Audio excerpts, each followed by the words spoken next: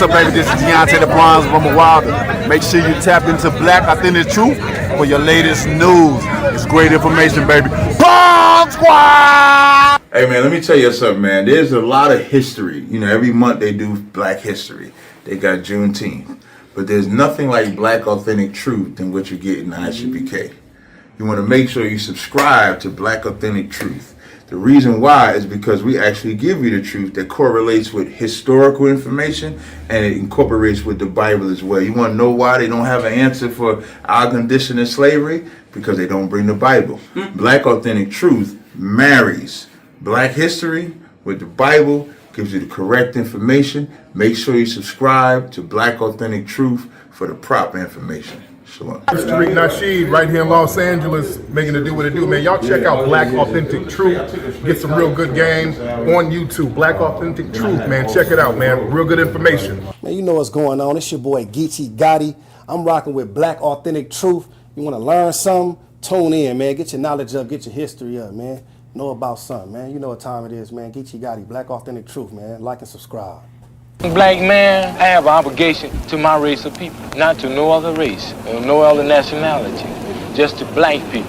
And you have always hated us. We have loved you consistently for 400 years.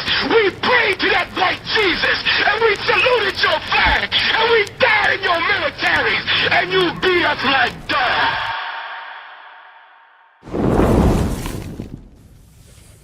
This is Black Authentic Truth.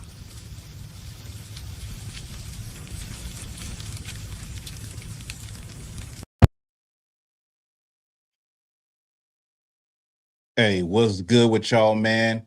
The Wagga Bar in the house for Black Authentic Truth.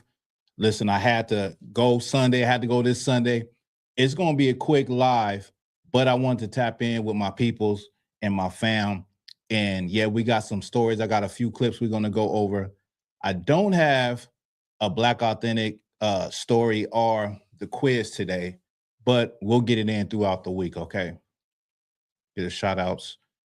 Shout out to Kapah. Shout out to Kyle Masbaf. Shout out to Aaron. You said, for the love of money is the root of all evil. It's not the love of money, Aaron. It's the things that people are willing to do for money is the root of all evil. Saying the love of money is like saying God don't want you to have no money. We know that's not the truth, right? So you know, the things that people are willing to do for money is the root of all evil. Meaning people are willing to kill, they're willing to steal, they're willing to lie, cheat, scam, all of that in order to get rich. You know what I mean? And here in the ISUPK, we took an oath to God. We made an oath to God. We didn't make an oath to not get no money. We got to survive. We got to get that money. That's right, Aaron. That's right. That's right. So, like I said, this is going to be a quick live. Some things came up, and I had a lot of technical difficulties just trying to get everything started. It's like the camera didn't want to work. The camera didn't want to connect. You know what I mean? It'd be like that sometimes. And then I started to get frustrated. And I'm like, damn, like it's crunch time and everything wants to start to fail, you know? But through it all, we here, we in the building, and we're going to get it in, okay? So shout out to everybody that's here, that's watching. Even if you're not commenting, you're watching. You know what I mean? I see a lot of people in here. Sometimes people, they just watch, you know, you don't have to necessarily comment, you know what I mean? But if you enjoy the live, it is what it is, you know what I mean? All right, so let me get this first clip, okay? So I titled it The Ice Outrage, and this is not a matter of fact, it's not even a clip. I'm not going to even go into any clips. Everybody been seeing what's been going on in the news with Renee Good and the fact that this woman was shot 3 times in the face by ICE. It's all on camera from different angles, and there are protests all over America, and there's outrage all over America over this. Recently, what you have seen, though, is people saying, say her name. And there's a lot of pushback from Black folks because Black folks is like, wait, hold up, wait a minute. Say her name? What about Kevin Porter? What about the different people that came before her, black people that were unalive? And traditionally, that say her name, from my memory, say her name came from Sandra Bland, right? That's the first time in my memory I can remember when people were saying, black people were saying, say her name. And then I think after that, it might have been like Breonna Taylor. But traditionally, this is something that black people started to do. So black people was like, hold up, pump your brakes, because you wasn't saying that with Kevin Porter, the black man that was killed by ICE on New Year's Day. So black people was like, wait, you're not about to, you're not finna steal this term. You're not finna steal this one. And you're looking like a hypocrite right now, which, you got to agree with that.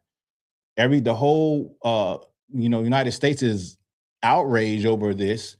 I mean, in my opinion, the ICE agents, they didn't try to de-escalate. They didn't try to de-escalate the situation.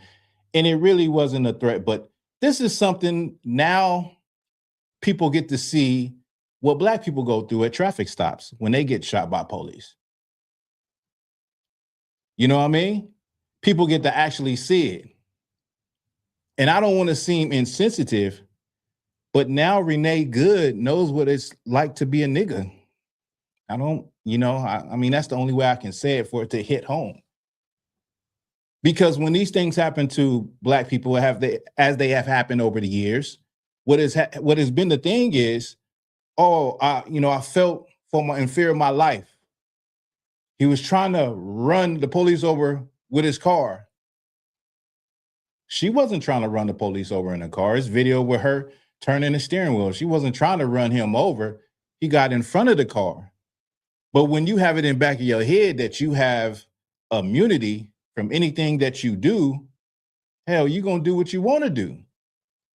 And of course, for many years, and still now, law enforcement has acted in a way towards black people that they have immunity, that they can't be touched, and they can take our lives, and all they're going to get is a slap on the wrist, get suspended with pay and all of that stuff.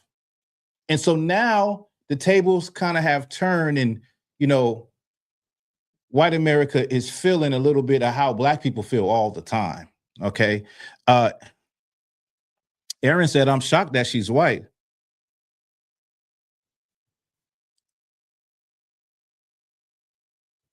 He said, I'm shocked that she's white. She should obey commands and stop. I mean, yeah, but not obeying the commands doesn't warrant a death sentence. You get what I'm saying? That's over the top. Like, give me a badge and a gun. I know how to de-escalate a situation. Plenty of people know how to de-escalate a situation where it doesn't have to go there. And so, staying on topic,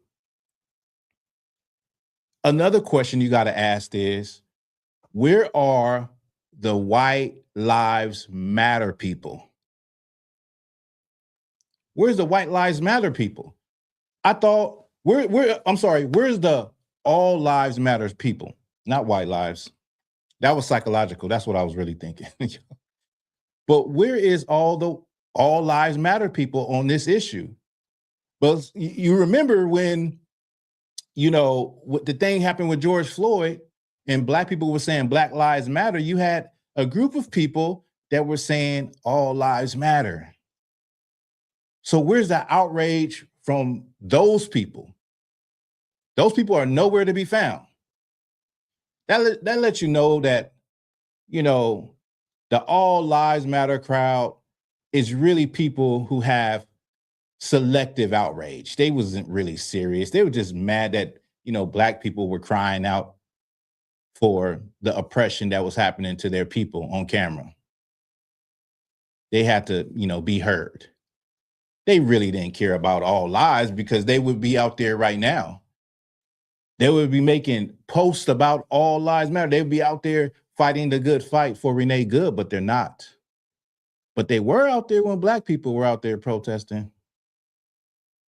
Also, where is the, LGBT community?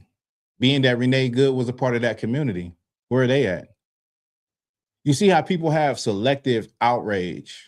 when it comes to certain groups and when it comes to other groups. And then they pick and choose what they want to be mad at and who they want to be mad at. That's something to think about. That's something to think about. Now, that's all I really want to go in about that situation.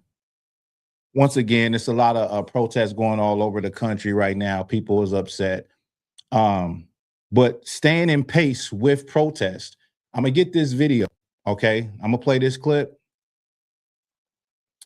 And some of y'all are going to be surprised, but some of y'all are not going to be surprised. I'm not surprised because I've seen this during the George Floyd protest, okay?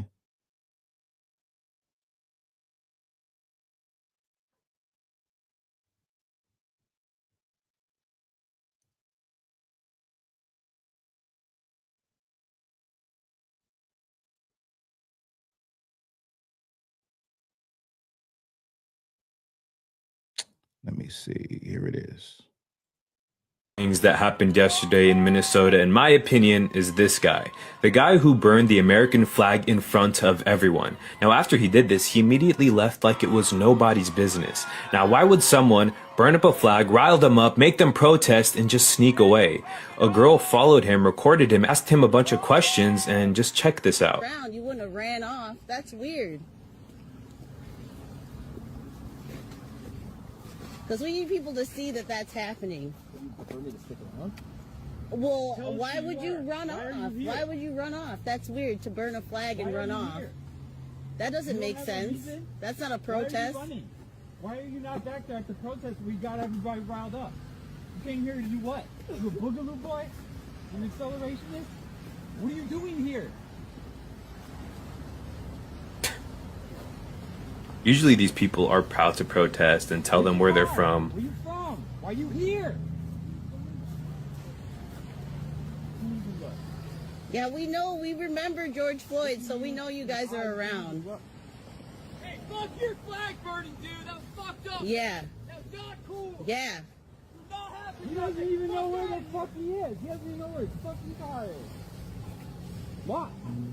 Why are you hiding your face, huh? Why you got your glasses on? You think you're some covert fucking like ninja or something, bro? Cosplaying out here? Yeah, we need to know who the hell this guy is.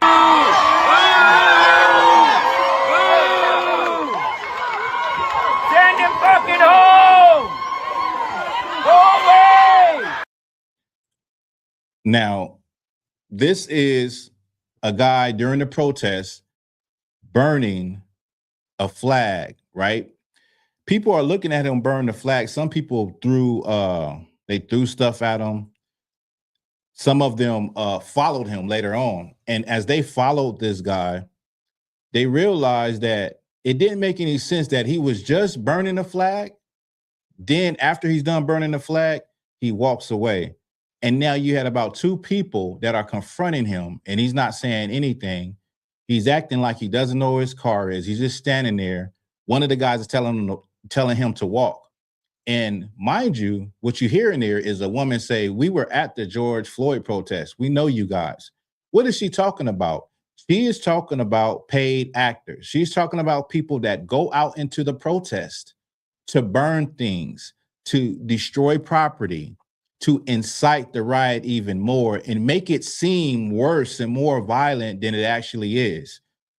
If you remember, I know I remember out here in Southern California, there was a couple of cases where you had people with all masks on coming into a peaceful protest and throwing cocktails and setting buildings on fire during the George Floyd protest.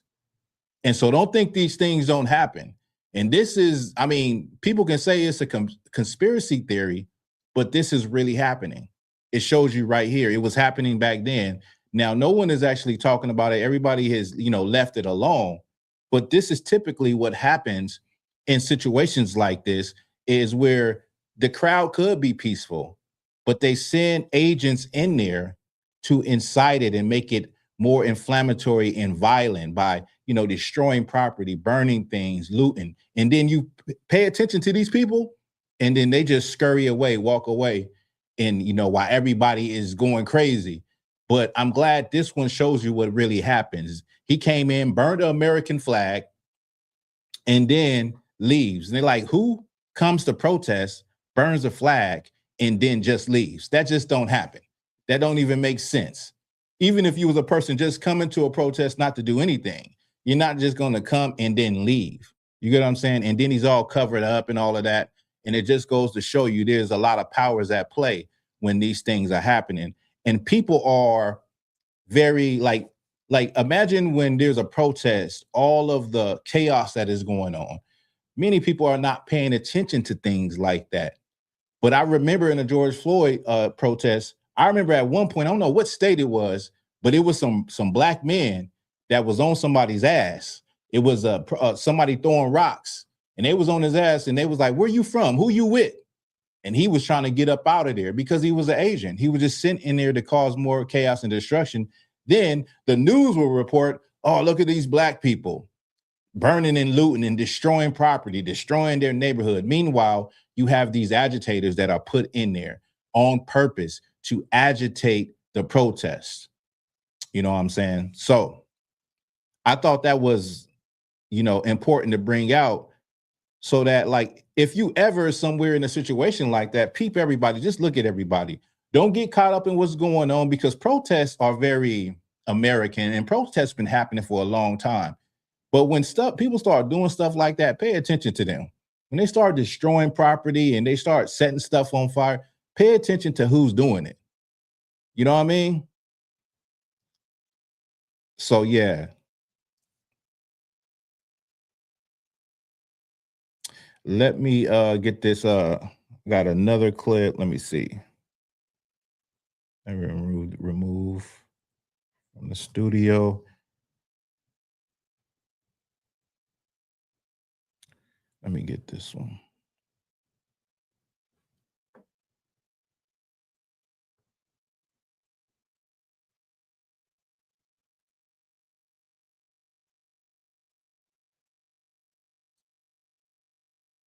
I did not mean to do that. Keep it right here. Somebody's been messing with my layouts. Let me see. Yeah, somebody done. Let me get this next one. I just have to administer you a ticket. It's for I'm good. Have a nice day. for not having your shoes tied. Okay. I don't like to be in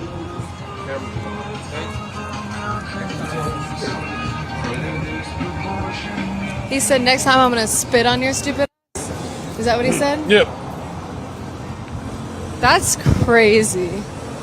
Just say I don't want to be on camera. Why do you have to threaten to spit on me? God, people have no.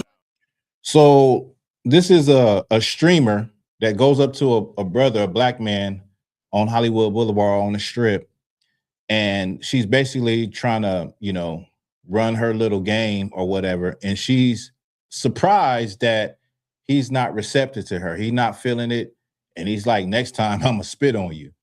Let me keep going. In humor, bro. Just to make a point. What? People like to double down just to make a point. No, he could have just said that on camera. Like, okay, heard. I was gonna put anything in the hood this time. Yeah, I think I learned my lesson from that one. Hey, check it out. The next time you do it, this is your last warning. You did it to me twice.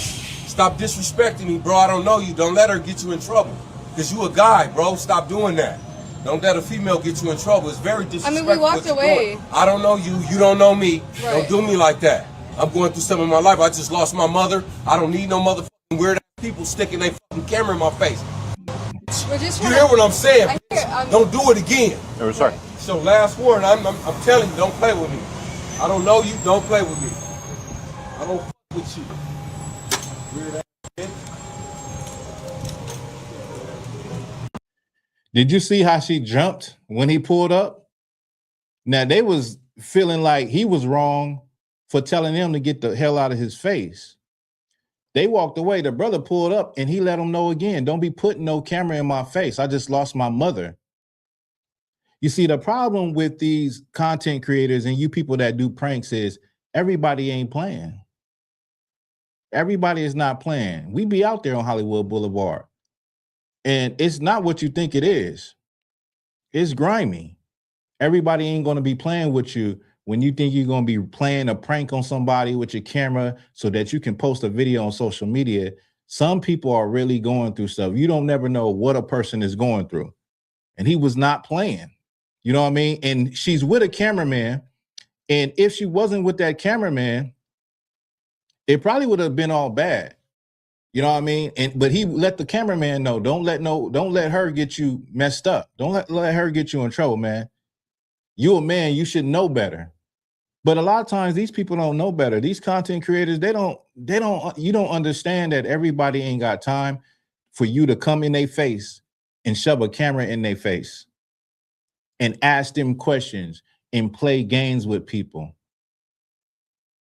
You know what I'm saying? Like, I know if I was going to go out, me and the brothers, we're going to go out and go do some interviews, some public interviews. You come at people respectfully. You ask people, would you like to do an interview? Would you like to be on camera? You don't just come and shove a camera in somebody's face, but this culture nowadays with, doing pranks, and it's another weird one where you have brothers that wear the camera glasses and they walk up on women and try to get their number and all that. I don't know if the stuff is staged, but if it's not staged, it's lame as hell. You know what I'm saying? If it's not staged, but you have a lot of these younger people that want to be content creators and want to go viral. You doing that stuff, but everybody out here ain't playing. They're not playing. Like, it's a dose of reality, the real world. You got the social media world, but you had a real world where ain't nobody playing with you. People is not playing with you. Like, in social media, then desensitize people to just want to carry a camera around and, stream and, put people on camera. And cool, you can put whoever you want on camera, right? You have the freedom to do that. You also have the freedom of consequences too. So you're not in control of how people are going to react. Like, personally, I understand from a logical standpoint, there's cameras everywhere. I done been in situations where I asked somebody, would you like to do an interview? And they're like, nah, I don't want to be on camera. And then I say, look where we at. There's cameras everywhere. And then they end up doing the interview, right? I kind of convinced them to do the interview. So I understand there's cameras everywhere you go nowadays. You're on camera, whether it's in your neighborhood, on the street corner, in the chief concourse of the city, you're on camera. But purposely to walk up on somebody with a camera and they minding their own business, I mean, you don't know what a person is going through. Somebody that just lost their mother, I mean, come on. You ain't got no time for nothing. Someone that just lost someone, period. You ain't got no time for no games.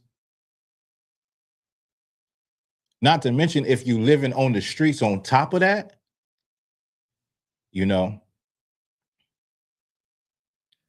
freedom of, the sister said it, like the freedom of consequences. Kapa said no boundaries are common sense. They do anything for views. They'll do anything for views. Freedom of consequence is the one thing I think they forget. Yeah, they forget it. They forget it. But a knuckle sandwich will make you remember it. Somebody flexing on you. You heard how she jumped. She was scared when the brother rolled up on them. They thought it was over with. He wasn't letting that go until he gave them a piece of his mind. That was a fair warning. Don't do it again. You know what I mean? I think there's a saying, like Mike Tyson said, like, because you have people that online, they talk a certain way, they do things, and they think that's the world. And everybody is, I forget how it says it. Maybe y'all remember when Mike Tyson's talked about a lot of people, they've just never been hit in the mouth before. You never been around the block. You don't know what it's like in the real world till you get hit in the mouth, till somebody actually touch you. Like, people say a lot of things online and probably never think they'll ever see the people that they're saying them to. But it'll be a moment like that. Remember me? yeah, everything ain't a game. I was going through some things when you put that camera in my face. I was going through some things when you said what you said to me. I was going, yeah, it's up now. I'm not advocating for violence, but I understand. Don't just put a camera in anybody's face. And you know, a lot of these people that do that for clicks and views, they're gonna have to learn the hard way. That's it on that. What y'all think? They're gonna have to learn the hard way. Where we at? Okay. We got like 2 more clips and then we're gonna be up out of here, y'all. Like I said, this is gonna be a quick live. Got some things to do. I'm on some time constraints.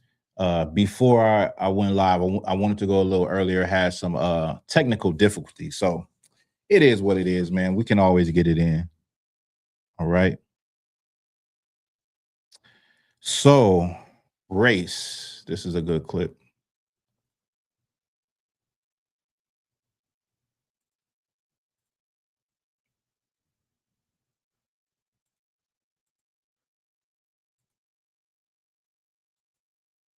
Y'all ancestors. I didn't answer that. No. Racial social construct was set up by your ancestors. Black did not become a thing until the 1600s. Guess who did that? The Europeans that y'all descend from. That ain't got nothing to do with me. So it's interesting how this conversation.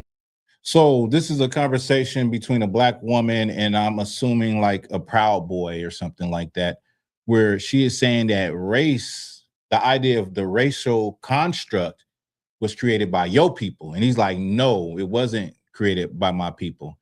And she even went in and talked about, you know, in the 1600s, which is true. And it just shows you that there's so much misinformation on the word race or the idea of race. Like they say, race is a social construct, meaning that it's not actually real. It's just something that everybody agrees upon in the society we live in. So, for instance, race, the attributes of race for Black people would be that we all agree that Black people are Black. Another one of the things would be that Black people have, you know, wide nose, big lips, you know, and that is a racial construct. The problem with the racial construct, meaning it's not real, is that you find Black people with thin lips. You find Black people that don't have a wide nose. You find Black people with different color eyes, different textures of hair, so on and so forth. So it can't just be put into one category. But the creation of the idea of race came from Europeans. Europeans started to categorize people in race for hierarchy, for a system of hierarchy, for them to be on top and every other people to be on the bottom. And so even the word race, or the original word racialism, it was created by Europeans. Before that, it was about your nationality and your identity, your ethnicity. Your ethnicity and your nationality, those things kind of overlap. But that's what it really was about before Europeans in the 1600s. Then in the 1800s came with the Caucasoid, Mongoloid, Negroid type of thing, where they put everybody in a category. Race didn't exist, but today it does exist as a social construct. But the thing is that it was not created by Black people. Black people didn't create the idea of one race being one kind of way, as far as their phenotype and their characteristics, right? And then, you know, with the racism in the 1800s, they even went further and said, if you're this color, or if you are from the Negroid race, you are inherently inferior as far as your mental capabilities compared to a European or Aryan, the white race, which is the superior. Well, we know those things are not true anymore, but I just wanted to go and show like people are very misinformed, and including this Proud Boy. He doesn't know anything, and the sister actually knows what she was talking about. Okay. So with that, let me get to this last video, which is about Black men and Black women forgiving each other. Okay. It's time. They've used rap music, crack, 1990 crime bill, civil rights movement, CIA, and everything they could think of to tear us apart from each other, which means that something about us coming together is really, really, really good, and they're worried about it. So one thing history has taught us, even from before segregation was ended, is that when Black women and Black men come together, they build communities, they build businesses so good that people want to drop bombs on them. Literally blow up entire streets based on the fact of us coming together. So something about this unity between us is important. We owe it to our ancestors, we owe it to our future descendants to be the one to choose, not to opt out. We've all done wrong on both sides. We've had the entire system against us. And we still managed to come out good separately. But I think coming together might be the next choice. So hopefully y'all listen to this. Don't take offense to it. Know that I'm talking from love. Know that the women in your culture and your community are waiting on you. And you're probably waiting on them too. Love y'all. Bye.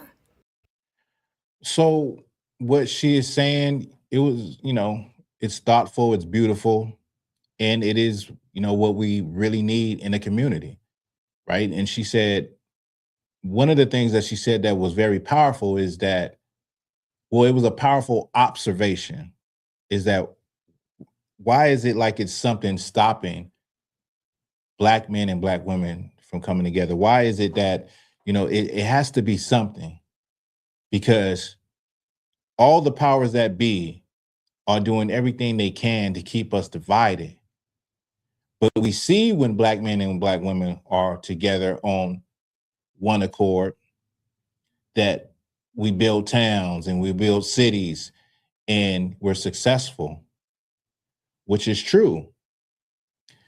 The thing about it that no one wants to admit is that we got to put aside the pain and the hurt and the blaming and forgive one another for whatever the thing may be that everyone is holding on to in order to see a different side of each other as Black men and Black women. Okay. And she said, we got to come together. But I think that what's missing is who we are. I just talked about in that skit. I'm sorry, not that skit, but the last clip that, we have to come together. Like, we have to look at what is our identity, what is our nationality, and we got to go back. We got to go backwards. There is no forward in us coming together without reaching back into our past and finding out who we are. When we find out what our ancestors were doing before slavery and how they were living and how they worked together, I think that will solve a lot of the problems that we have today. Because we are trying to love one another through all the hurt and trauma. On top of that, we're trying to do it in a way that was not from us. We're trying to live how Europeans live. And we're trying to go about, how they say a man is and how a woman should be. But it obviously hasn't worked. It's not working. It's not working at all. It is not working. You probably have some people that their relationships are working on an individual basis, but as a nation of people, that's not working. It hasn't been for hundreds of years. You know what I mean? Because our way is the way of God. Our way is the fact that we are God's chosen people. So until we decide that we want to serve God first and put away the old man and woman, right?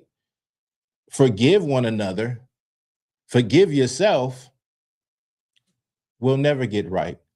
You'll only see the ones that are doing it living in harmony with Black men and women together.